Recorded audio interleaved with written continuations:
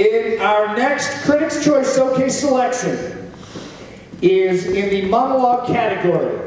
Will you please welcome from Troop 4891, Highlands Ranch High School, Holly Pearson.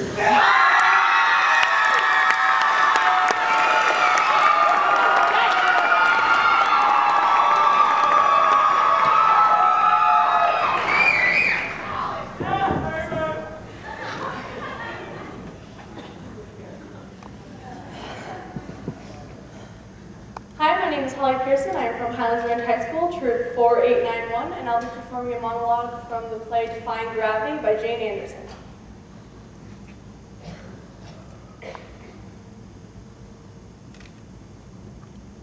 I remember a reporter asked me what I thought about my mother going into space. I didn't want to answer, so I hid my face in my grandmother's purse. My brother laughed at me, so I hit him in the arm. Eventually, my grandmother had to give us both lifesavers to calm us down. And obviously, I wanted cherry, so she peeled down all the paper until she found one for me.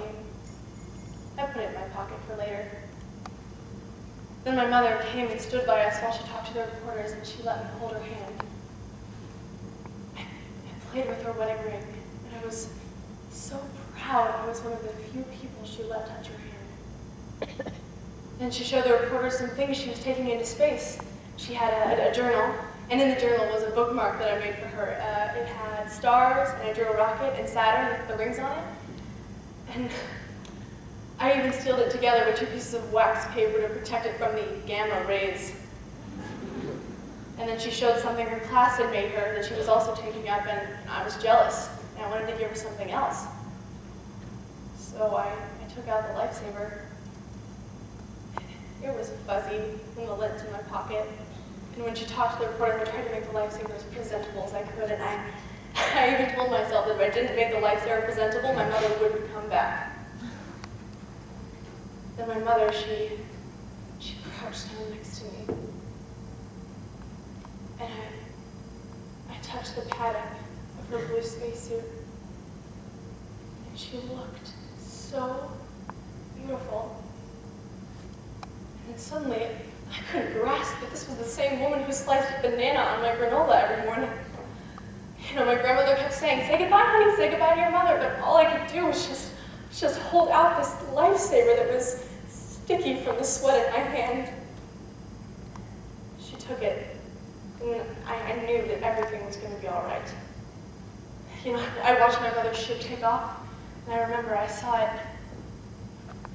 disappear. And then when my grandmother told me my mother went to heaven, I thought it was a part of outer space. I was excited because I thought she'd come back with a halo or a pair of plastic angel wings. And I remember I waited by the mailbox every day for a postcard of clouds or a 3D picture of God. And I sat by the phone for hours hoping for her to call long distance. And I remember I got so angry when she didn't call.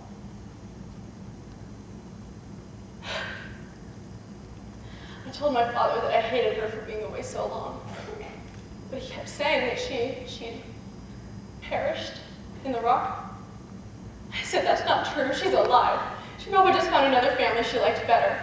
He kept asking me why I thought she was alive, and I said, "Because I never saw her dead." There are 5 reasons I gave myself for why my mother didn't come back. 1, because I hit my brother in the arm. 2, because I wouldn't talk to the reporters. 3, because I didn't thank my grandmother for giving me that coloring book. 4, I wouldn't let my father hold me. And 5,